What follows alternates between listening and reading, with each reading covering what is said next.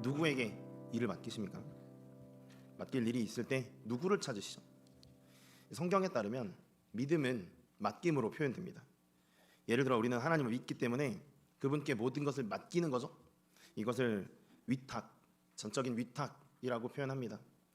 우리의 일을 하나님께서 맡아서 해주시면 다 잘 될 것이다. 이걸 믿고 맡기는 행위, 위탁이라고 하는데요. 그런데 놀라운 사실이 하나 있습니다.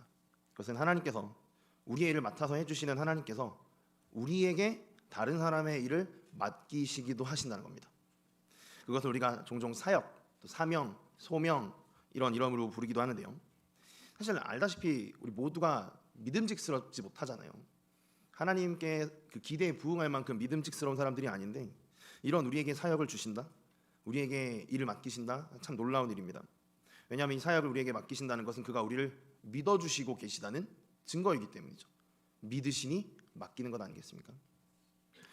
여러분, 오늘 본문에는 룻을 믿은 나오미라는 사람이 나옵니다. 지금까지 나오미가 보아스를 믿었다는 것만 봤었는데요. 사실 나오미는 보아스만 믿은 게 아니라 룻도 믿었습니다. 룻을 믿었기 때문에 여러 가지 일들을 할 수 있도록 일을 맡기고 있는데요. 특별히 그녀가 룻을 믿고 맡기고 있는 일은 오늘 이 본문 장면에서 보면 가문을 재건하는 겁니다. 물론 나오미는 기본적으로는 룻이 보아스와 재혼하도록 하려고 하고 있는 것이죠.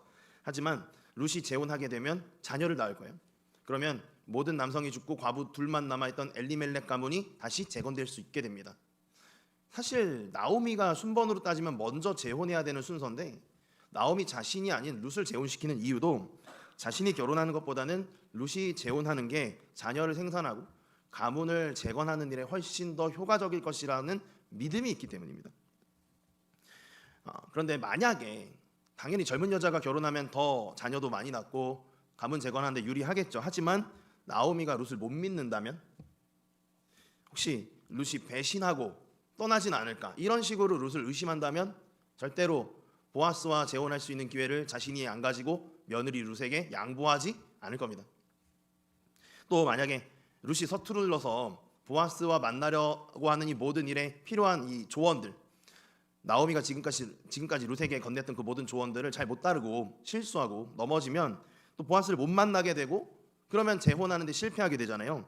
만약에 나오미가 이런 식으로 룻이 서투를 것이라고 생각해서 그녀를 불신했다면 룻이 보아스를 만나게 해주려고 하더라도 지금까지 조언했던 걸 룻이 하도록 하지 않고 자기가 직접 다 해줄 거예요. 그냥 재혼만 할 수 있게 한다는 거죠. 그런데 오늘 본문에서 보면, 오늘 본문까지 사실 나오미는 직접 룻을 위해 뭔가 하겠다고 해놓고 모든 것을 룻이 할 수 있도록 조언해주는 역할 정도에 머무르고 있는 걸 볼 수 있습니다. 룻을 믿기 때문에 보아스와 만나게 해주고 더 나아가서 보아스와 만나는 데 필요한 모든 일을 룻이 잘 해낼 거라고 믿음으로 룻에게 모든 일을 전적으로 맡겨준 거죠. 나오미가 하는 건 조언 몇 마디 하는 것밖에는 없습니다. 특별히 오늘 본문은 그 모든 조언 가운데 마지막 부분을 보여주고 있는데요. 이 본문에 기록된 내용은 지금까지 그녀가 룻에게 건넸던 모든 조언들 가운데 가장 어려운 것으로 보입니다. 사실 룻을 정말 믿지 않는다면 절대로 룻에게 맡길 수 없는 일들을 나오미는 오늘 룻에게 직접 하라고 맡겨주고 있습니다. 과연 그녀에게 어떤 일을 나오미가 맡겼을까요? 함께 두 가지로 살펴보면서 오늘 우리에게 일을 맡겨주시는 하나님께서 얼마나 우리를 믿어주고 계시는지 그 부분을 함께 주님께 감사함으로 살펴보길 원합니다. 첫 번째로 볼 게 있는데, 첫 번째로 나오미는 보아스의 행방을 주목하는 일을 룻에게 맡겼습니다. 자, 4절을 한번 읽어보겠습니다. 시작. 그가 누울 때에 너는 그가 눕는 곳을 알았다가 들어가서 그의 발치 이불을 들고 거기 누우라. 그가 내 할 일을 내게 알게 하리라 하니. 아멘. 자, 보시다시피 나오미가 룻에게 보아스가 눕는 장소를 알아보라고 하고 있습니다. 그리고 그러기 위해서는 룻이 사실 보아스가 뭘 하는지 행방을 예의주시해야 하죠. 자, 이런 일을 나오미가 룻에게 위임했고 맡겼는데요. 사실 보아스의 행방을 예의주시해서 보아스가 먹고 마시기를 다한 후에 어디에 누울지를 알아보는 이 일은 현재 룻이 수행하기 매우 어려운 일입니다. 왜냐하면 룻은 보아스가 자신을 볼 수 없도록 숨어야 하기 때문이죠. 사실 보아스와 만나려면 보아스가 어디에 눕는지까지 알아보지 않으면 만날 수가 없습니다. 그가 먹고 마시며 남들과 보내는 시간 중엔 그를 만날 수 없기 때문에 그가 혼자 있을 시간을 딱 찾아야 되는데 모든 일을 마치고 정리하고 누울 때를 알아보지 못하면 룻이 보아스를 만날 수가 없겠죠. 그런데 지금 사실 룻은 나오미의 조언을 따라서 보아스에게서 자기 몸을 숨겨야 됩니다. 보아스에게 들통나면 안 돼요. 자기를 숨기면서 상대방은 어디 있는지를 확인하는 것 굉장히 어려운 일이죠. 그런데 나오미는 이 일을 룻에게 맡겼어요. 이유는 한 가지밖에 없습니다. 룻이 해낼 줄로 믿은 거예요. 여러분, 그런데 알고 보면 주님께서 오늘 우리에게 이런 일을 맡기셨습니다. 여러분 아시다시피 우리는 예수님의 대리자들이에요. 예수님의 대리자로서 우리는 이웃들을 만나야 합니다. 그리고 이 일을 하려면 우리는 이웃들의 행방을 예의주시해야 돼요. 그들이 어떤 환경에 살고 있고, 어떤 일을 하고, 어떤 취미를 가지고 있고, 어떤 특기가 있고, 그들의 인간관계는 어떠한지 하나씩 다 예의주시하며 살펴봐야 합니다. 왜냐하면 그래야 우리가 예수님의 대리자로서 그들을 언제 만날 수 있을지 기회를 포착할 수 있기 때문입니다. 여러분, 만약 우리가 그들의 행방을 주목하지 않으면 우리는 그들을 만날 수 없어요. 우리는 그들을 물론 친구로는 만날 수 있습니다. 그들을 동료로는 만날 수 있어요. 동업자로도 만날 수 있고 여러 가지 다양한 모습으로 만날 수 있습니다. 그러나 단 한 가지, 예수님의 대리자로는 그들을 만날 수가 없어요. 그들의 행방을 주목하지 않으면 말이죠. 정말 왜 그런지 한번 깊이 생각을 해보십시오. 비유컨대 룻을 한번 생각을 해봅시다. 룻은 사실 보아스를 이전에 이삭 줍는 여인인데 밭주인인데 이삭 줍는 여인으로서 만났습니다. 그렇게 보아스를 만나는 건 사실 보아스의 행방을 주목하지 않아도 언제든지 가능한 일이에요. 왜냐하면 보아스가 밭에 항상 오잖아요. 룻도 밭에 항상 가죠. 항상 만날 수 있어요. 그리고 밭이라는 장소에서는 보아스와 룻이 만나도 남녀 간에 어떤 문제가 있을 걸로 오해받을 일이 없습니다. 거기는 그냥 노동하는 자리니까요. 하지만 만약에 룻이 재혼의 상대로서 보아스를 만나려고 한다면 사실은 보아스의 행방을 주목하지 않으면 안 되죠. 왜냐하면 보아스를 남녀로서 만나는 기회는 흔치 않고, 그것도 다른 사람들의 오해 없이 만날 수 있는 시간과 장소를 포착한다는 건 이 타작마당에서 그것도 먹고 마시기를 다 한 후에 누워있을 때 딱 그 밤 몇 시간밖에 없기 때문에 1년에 딱 한 번밖에 없는 기회이기 때문에 정말 예의주시하지 않으면 1년을 또 기다려야 되는 거예요. 여러분, 이것과 똑같습니다. 우리가 만약에 우리 이웃들과 친구로 만나고자 한다면 또는 동료로서 만나고자 한다면 우리는 언제든지 아무 제약 없이 만날 수 있어요. 친구로서 놀고자 한다면 그들도 우리와 놀고자 하기 때문에, 노는 일에 무슨 누구에게 의심 살 일이 없기 때문에, 또 동료와 같이 일하려고 하면 언제든지 일할 수 있죠. 우리는 일하려고 만났던 사이니까요. 언제든지 만날 수 있기 때문에 그 사람이 어떻게 사는지를 주목하지 않아도 사실은 쉽게 만날 수 있습니다. 하지만 우리가 늘 만나던 사람이라고 할지라도 그를 우리가 예수님의 대리자로서 만나려고 하면 그 사람들의 행방을 주목하지 않으면 안 돼요. 왜냐하면 일단 기본적으로 그들이 우리를 예수님의 대리자로 생각을 안 하고 있습니다. 그리고 그들은 예수님을 만날 필요를 못 느끼고 있어요. 어쩌다가 한번 정말 평생에 몇 차례 예수님을 만나야 될 필요를 느낄 바로 그 순간이 있을 텐데, 그 순간에 우리가 예수님의 대리자라는 걸 그들이 의심하지 않고 만날 수 있도록 하려면 정말 세심하게 그들의 행방을 예의주시해서 살펴봐야 되는 것이죠. 여러분, 그런데 사실 이 일 우리보다 예수님이 더 잘하실 수 있잖아요. 왜냐하면 예수님은 모든 인류의 길을 늘 주목하고 계시는 분이시기 때문입니다. 욥기 34장 22절에 이런 말씀이 나와요. 그는 사람의 길을 주목하시며 사람의 모든 걸음을 감찰하시나니. 그러니까 사실 생각해 보면 하나님께서 우리 대신 우리 이웃의 길을 다 주목하고 계시다가, 야 이때 가 빨리 해서 우리를 독촉해가지고 가서 만나게 하면 제일 쉽습니다. 그렇죠? 그런데 그렇게 안 하신다는 거예요. 더 쉽고 더 잘 될 수 있는 길이 직접 하시는 건데 굳이 우리에게 이 일을 맡겨주십니다. 이유가 무엇이죠? 그가 우리를 믿어주시기 때문이에요. 사랑하는 여러분, 여러분은 나를 믿어주시는 하나님을 믿습니까? 우리를 믿어주시기 때문에 우리에게 일을 맡기셨다는 사실을 믿습니까? 어떤 분들은 이런 말씀을 드리면 너를 믿기 때문에 일을 맡긴 거라고, 너 그러니까 좀 주변 사람들에게 관심 좀 가져보라고 이렇게 이야기를 하면 이렇게 꼭 말해요. 의심하진 않는데, 하나님이 나를 믿어주신다는 거 그 말씀을 의심하진 않는데, 사실은 저는 믿음이랑은 무관하게 사람들에게 별 관심이 없습니다. 저는 그래서 누군가의 행방을 주목하는 것은 고사하고 바로 눈앞에 있는 사람들이 뭐 하는지도 별 관심이 없습니다. 이런 식으로 말을 하는데요, 제가 생각했을 때 사실은 성경이 증언하는 바에 따르면 이 말은 틀렸습니다. 왜냐하면 본래 사람은 다 그렇기 때문입니다. 그분만 그런 게 아니에요. 원래 모든 사람은 다른 사람에게 관심이 없습니다. 사실 이 세상 모든 사람의 유일한 관심은 자기 자신이에요. 나에게만 지독하게 관심이 있습니다. 본인만 그런 게 아닙니다. 만약에 누군가 자기가 아닌 다른 사람에게 관심을 가지고 있다, 그렇다면 그것은 다름이 아니라 그 사람이 자기에게 유익하기 때문입니다. 나에게 유익을 끼칠 수 있기 때문에, 나에게 도움이 되는 사람이기 때문에 그 사람에게 우리가 관심을 가지는 것뿐이지, 정말 순수하게 그 사람에게 관심을 가질 수 있는 사람은 없습니다. 심지어 하다못해 누군가 사람을 알아가는 게 재미있어서, 그래서 다른 사람에게 관심이 있는 것뿐입니다. 알아가는 그것이 자신에게 유익하기 때문이죠. 여러분, 그런데 바로 이 이유, 나에게 유익한 사람에게만 관심을 가질 수밖에 없는 지독히 자기중심적인 우리의 존재, 바로 그 이유 때문에 사실은 하나님을 믿는 사람은 다른 사람의 행방을 주목할 수 있습니다. 잘 들어보세요. 하나님께서는 우리 모두에게 진정으로 유익을 끼치시는 분이십니다. 이 사실을 그런데 모든 사람이 믿진 않죠. 그러나 믿는 사람들은 그래서 하나님께 관심이 있습니다. 하나님이 나에게 어떤 유익을 끼치실까? 그래서 하나님을 주목합니다. 다른 사람에게는 별 관심 없지만 하나님을 주목합니다. 그런데 그렇게 자신을 주목하는 사람들에게 하나님께서 이렇게 말씀하십니다.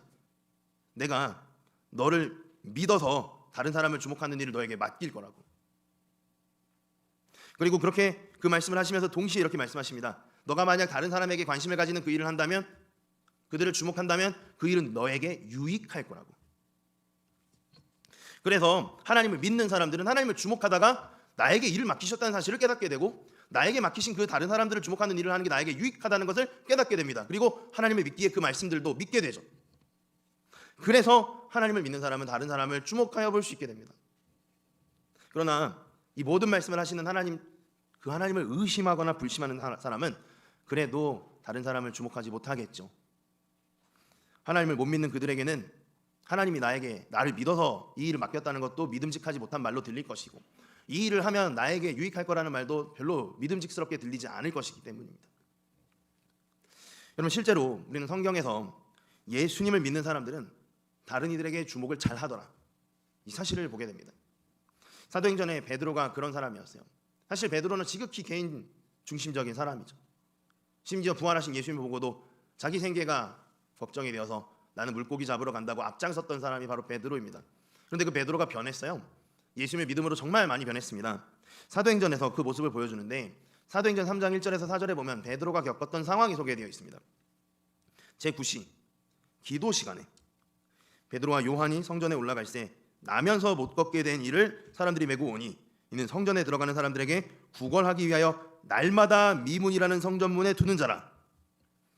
그가 베드로와 요한이 성전에 들어가려 함을 보고 구걸하는데 베드로와 요한이 더불어 주목하여 이르되 우리를 보라 합니다. 자, 이때 미문에 놓여져 있던 구걸하는 사람, 매일 거기 있었다 그랬어요. 그러면 베드로가 이 구걸하는 자를 언제부터 봤을까요? 이날 처음 본 건 분명히 아닐 겁니다. 기도하러 가는 매일마다 사실은 이 사람을 봤겠죠. 기도하러 왔기 때문에 이 사람하고 시간을 보낼 수는 없어요. 기도를 해야 되니까. 하지만 그래도 그 사람을 주목해 본 것 같아요. 사실은 기도하러 왔기 때문에 구걸하는 사람, 성전 미문에서 그러고 있는 사람 매일 보더라도 쉽게 지나칠 수 있죠. 우리도 늘 똑같은 지하철역에 늘 똑같이 노숙하는 사람들 보면서도 얼굴을 기억하지 못하지 않습니까? 그렇지만 베드로는 이 사람을 주목한 것 같아요. 그리고 바로 이날 기회가 왔어요. 그가 처음으로 베드로에게 좀 돈 좀 달라고 손을 내민 거예요. 바로 이 기회를 베드로는 놓치지 않았습니다. 항상 그를 주목하고 있었기 때문이죠. 그래서 이렇게 선포할 수 있었던 겁니다. 사도행전 3장 6절입니다. 베드로가 이르되 은과 금은 내게 없거니와 내게 있는 이것을 내게 주노니 나사렛 예수 그리스도 이름으로 일어나 걸으라 하고, 바로 이 선포를 듣고 이날 그 사람이 구원을 얻었어요. 어떻게 베드로가 그를 주목할 수 있었을까요? 천방지축이던 자기 자신을 믿어주시고 일을 맡겨주셨다는, 영혼 구원의 그 위대한 일을 나같이 못 믿어온 사람에게 맡겨주시며 내가 너를 믿는다고 하시는 주님께 감사하고 그 말씀을 온전히 믿었기 때문에 때를 얻든지 못 얻든지 항상 누구에게 이 말을 전할까를 생각하며 주목해 오고 있었던 거예요. 사랑하는 여러분, 이제는 우리를 믿어주신다는 말씀을 온전히 신뢰할 수 있기를 바랍니다. 나 자신의 눈으로 나를 바라보지 마십시오. 내가 생각해도 나는 못 믿었다, 이것은 나의 평가이지 주님의 평가가 아닙니다. 주님께서는 오늘도 예수 그리스도의 눈으로 우리를 보시며 내가 너를 믿는다고 말씀하십니다. 이 시각으로 나를 바라보고 이로써 그가 맡기신 일들에 최선을 다하게 되는 우리 제자포스 되길 바랍니다. 두 번째로 볼 게 있는데요, 나오미는 이날 룻을 믿었기 때문에 보아스의 발 아래에서 그의 말씀을 듣는 일도 룻에게 맡겼다는 것을 볼 수 있습니다. 4절을 다시 한번 제가 읽어드리겠습니다. 그가 누울 때 너는 그가 눕는 곳을 알았다가 들어가서 그의 발치 이불을 들고 거기 누우라. 그가 내 할 일을 내게 알게 하리라 하니. 자, 보시다시피 나오미가 룻에게 이제 이어서 이 조언을 하죠. 그의 발치 이불을 들고 거기에 누워라. 근데 사실 이 부분이 상당수의 룻기 독자들에게 오해를 불러일으키는 지점입니다. 왜냐하면 이 발 아래라는 표현은 성경에서 성기, 그 성기 주요 부위를 상징하는 은유 가운데 하나이기 때문입니다. 사실은 발 아래 누우라는 이 표현은 마치 성관계를 가지라고 조언하는 것처럼 들릴 수가 있어요. 그래서 사실은 굉장히 나오미가 도발적인 조언을 한 걸로 오해하는 그런 학자들도 있습니다. 자, 그런데 이어서 나오미가 말한 것을 보면 그녀가 조언하려고 한 것은 그런 게 아니라는 게 분명해지긴 합니다. 그녀는 이렇게 조언했죠. 그가 내 할 일을 알게 할 거야. 그러니까 너는 그의 발치 아래 이불을 들쳐서 그 발 아래 누워라고 말한 거예요. 그러니까 그녀가 바랐던 룻이 해야 하는 일은 보아스를 성적으로 유혹하는 게 아니라 보아스가 무슨 말을 하는지를 잘 듣고 그 말대로 행하는 것, 이걸 원했던 거예요. 사실은 성경에 이 발 아래에 눕다라는 이 은유가 그래서 이후로 많은 경우에 제자로서 스승의 말을 듣는다, 제자도의 모습을 상징하는 표현으로도 자주 쓰이게 되었습니다. 실제로 누가복음에 이런 장면이 정말 많이 나오고 출애굽기에도 이미 한번 그런 장면이 나오게 되는데, 예를 들어서 누가복음 10장 39절에 이런 말씀이 나와요. 그에게 마리아라 하는 동생이 있어 주의 발치에 앉아 그의 말씀을 듣더니. 그의 발치에 앉아, 발 아래 앉았다는 건데, 더는 이제 이 메타포가, 은유가 성관계를 상징하는 표현이 아니라 말씀을 듣는 제자도의 상징으로 변해서 이렇게 사용되게 된 장면을 보게 됩니다. 자, 그런데 사실 아무리 그래도 그렇지, 아무리 이것이 나오미의 의도였다고 해도 그렇지, 사실 남녀가 밤에 단둘이 만난다는 게 보통 위험한 일이 아니지 않습니까? 게다가 잠자리에 든 외간 남자의 이불을 외간 여자가 들추어서 거기 눕는다. 그 생각만 해도 아찔한 일이 벌어질 것 같지 않습니까? 우리 남성 여러분 생각해 보십시오. 자고 있는데 어떤 젊은 여자가 자기 이불을 상상하면 안 됩니다. 미안합니다. 아찔해요. 이거 하면 안 돼. 이게 굉장히 오해받을 수 있는 장면인데, 자, 다시 집중. 그러니까 사실은 이런 일을 일어날 수도 있는 일이잖아요. 그러니까 이런 일이 일어날 수도 있다고 생각하면 나오미가 이제 더 이상 룻에게 뭘 조언할 수가 없어요. 생각해 보세요. 룻이 보아스를 오해 없이 만나려면 보아스가 혼자 있는 시간이어야 되는데 그 시간은 밤 시간밖에 없고, 밤엔 자겠죠. 그 자는데 가서 해야 되니까 뭐 더 이상 할 게 없습니다. 그러니까 사실은 나오미가 정말 이런 일들에 있어서 룻이 도발적인 행동을 하지 않을 거라고 믿지 않는다면 본인이 직접 보아스에게 가야 돼요. 그래서 보아스에게 가서 내 며느리 룻과 좀 재혼을 해줬으면 좋겠다. 그런데 내 며느리가 뭘 해야 되는지를 알려달라고 본인이 가서 확인한 다음에 룻에게 알려주면 제일 깔끔하죠. 일이 확실하게 해결됩니다. 그러나 나오미는 그런 위험 요소가 있음에도 불구하고 룻에게 너가 가서 보아스에게 무슨 말을 하는지를 듣고 그가 말하는 대로 하라고, 너가 말을 직접 듣고 하라고 일을 맡겼어요. 왜요? 또 나오미가 룻을 믿은 겁니다. 내 며느리가 그럴 여자가 아니다. 그럴 리가 없다. 여러분, 그런데 알고 보면 주님께서 우리에게도 이런 일을 맡기신 게 아닙니까? 아시다시피 우리가 예수님의 대리자로서 우리 이웃을 만나야 됩니다. 그리고 그러려면 우리는 사실 그들을 만나서 그들이 무슨 말을 하는지를 잘 들어야 돼요. 왜냐하면 그게 사실 예수님이 하시는 일이거든요. 하나님께서, 우리 주 예수님께서 우리를 위해, 우리를 만나실 때 무엇을 하십니까? 우리의 기도를 들어주시죠. 우리의 말을 들어주세요. 출애굽기 3장 7절에 이런 말씀이 있습니다. 여호와께서 이르시되 내가 애굽에 있는 내 백성의 고통을 분명히 보고 그들의 감독자로 말미암아 부르짖음을 듣고 그 근심을 알고. 사실 이 말씀은 대표적인 구절 한 구절만 보여드린 거고요. 성경에는 하나님께서 우리의 고통을 들으신다, 우리가 뭘 원하시는지를 듣고 계신다, 우리의 말에 귀 기울이신다, 응답하신다, 상당히 많은 구절에서 그런 말씀들을 찾아볼 수 있죠. 그리고 그가 이렇게 말씀을 들어주시는 것은 매우 중요한데, 왜냐하면 그가 우리의 기도를 응답하기 때문에 우리가 그를 찾는 것이니까요. 우리 기도를 듣지 않으시고 우리의 말을 귀 기울여 듣지 않으신다면 우리는 그를 만나고자 하지 않을 것 아닙니까? 그렇기 때문에 우리가 예수님의 대리자라면 예수님을 대신해서 우리 이웃들의 말을 귀담아 들어야 돼요. 그들의 말을 듣고 그들의 말에 응답해 줄 준비를 해야 합니다. 이로써 예수님이 저들을 만날 수 있게 해드려야 되는 거죠. 만약에 우리가 저 사람들의 말을 귀담아 듣지 않잖아요. 우리가 그들에게 공감하며 경청하지 않잖아요. 그러면 우리 이웃들은 우리 때문에 하나님께 완고한 인상을 가지게 됩니다. 저 사람들이 예수님의 대리자라고 하는데, 저 사람들이 하나님의 사람들이라고 하는데 굉장히 내 말을 안 들어준다. 보나마나 그들이 믿는 하나님도 내 말 안 들어줄 것 같다. 이런 생각을 가지게 되는 거죠. 그러면 이제 그들이 예수 만나기를 거부하게 될 거고, 그건 굉장히 위험한 일이 됩니다. 근데 정말 안타까운 사실은 우린 정말 저들의 말을 잘 못 듣는다는 거예요. 우리 이웃들의 말을 진짜 못 들어요. 제가 얼마 전에 실험을 해봤거든요. 딱 3분짜리 스피치를 서로 듣게 시켜봤는데 그걸 기억을 못해요. 이해가 안 됩니다. 그런데 저도 그럴지도 모르죠. 지금 이 설교를 다 듣고 계신지도 사뭇 의심이 됩니다. 정말 우리는 남의 말 잘 못 들어요. 그리고 들어놓고도 오해해요.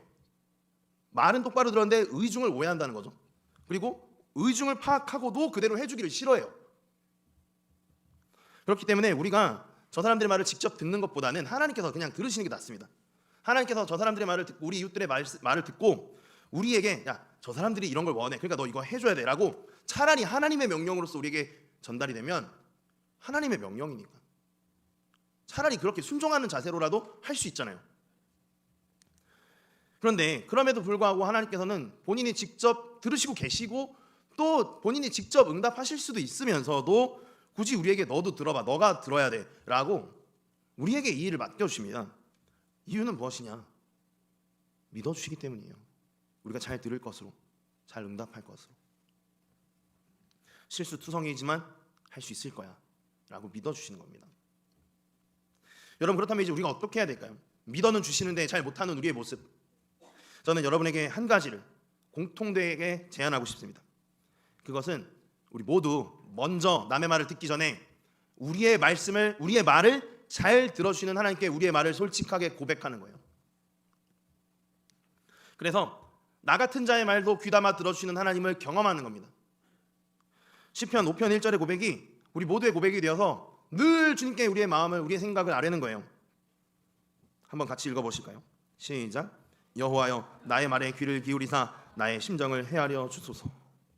여러분, 이렇게 기도하면, 이렇게 간구하면 어떻게 될까요? 우리가 하나님께서 우리의 말을 정말 들어주신다는 것을 경험하게 됩니다. 그리고 우리의 말을 듣고 가만히 계신 게 아니라 정말 응답하셔서 마치 종이 주인을 섬기듯이 모든 소원에 응답하시는 주님을 경험하게 됩니다. 마가복음 10장 45절로 하신 말씀이 허울뿐인 말씀이 아니라는 걸 경험하게 돼요. 인자가 온 것은 섬김을 받으려 함이 아니라 도리어 섬기려 하고 자기 목숨을 많은 사람의 대속물로 주려 함이니라. 여러분, 이 사실을 경험하게 되면 비로소 우리 안에 일어나는 일이 한 가지 있습니다. 그것은 우리의 귀가 열리는 거예요. 그동안 우리가 다른 사람들의 말을 못 들었던 이유는 한 가지입니다. 아무도 내 말을 들어주지 않는다는 생각 때문입니다. 그동안 누구도 나의 입장이 되어서 나와 같은 상황 가운데서 마치 나에게 내가 된 것처럼 공감하며 경청해 준 사람을 경험해 본 적이 없었기 때문이에요. 우리 안에 늘 그래서 응어리가 있습니다. 그런데 하나님께서 내 기도를 들어주신 걸 경험하면서 비로소 내 안에 있는 응어리가 해소되는 거예요. 나 같은 자의 말도 귀 기울여 주시는 하나님이 계시는구나. 그리고 바로 그때 비로소 닫혔던 귀가 열리게 됩니다. 비로소 그때 다른 사람들의 말을 귀 기울여 들을 수 있는 마음이 생기게 돼요. 여러분, 우리는 종종 다른 사람 그 발 아래로 나아가서 그들에게 귀를 기울이라는 주님의 명령에 이렇게 대꾸를 합니다. 하나님, 해야 하는 건 알겠는데 솔직히 어떻게 해야 될지 모르겠습니다. 이런 우리에게 하나님께서 오늘 말씀해 주십니다. 그러면 먼저 나에게 와라. 나에게 너의 말을 토로해라. 내가 다 들어주고 다 응답해 줄 테니까 나한테 와라. 여러분, 이 말씀을 하시며 우리에게 주님께서 의도하신 것은 이것입니다. 이로써 우리의 마음이 풀리고 우리의 귀가 열려서 우리도 다른 사람들의 발 아래에 가서 말들을 들을 수 있는 자들이 되는 것. 여러분, 오늘도 주님께서는 몸소 이 일에 본을 보이고 계십니다.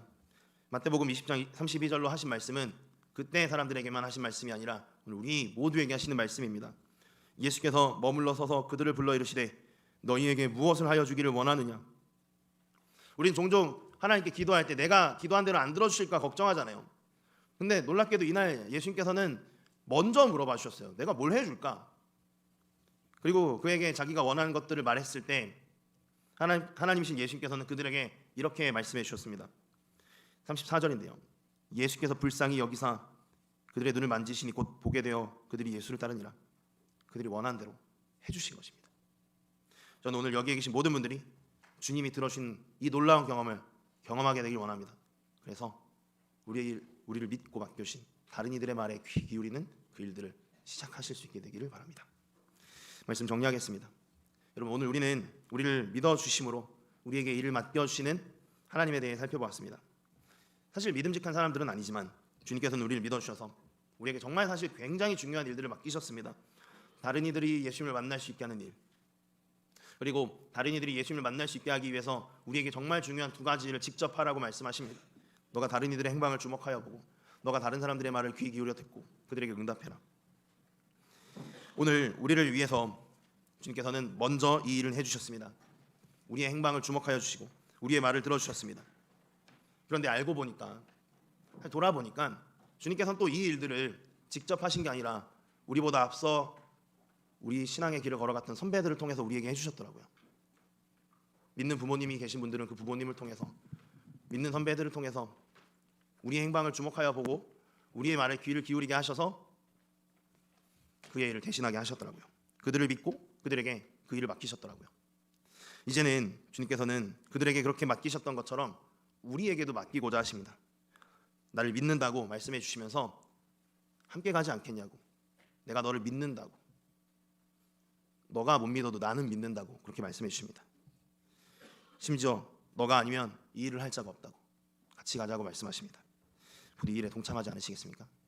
우리 주님께 찬양하면서 우리를 믿으신 주님을 높이 송축하기로 원합니다.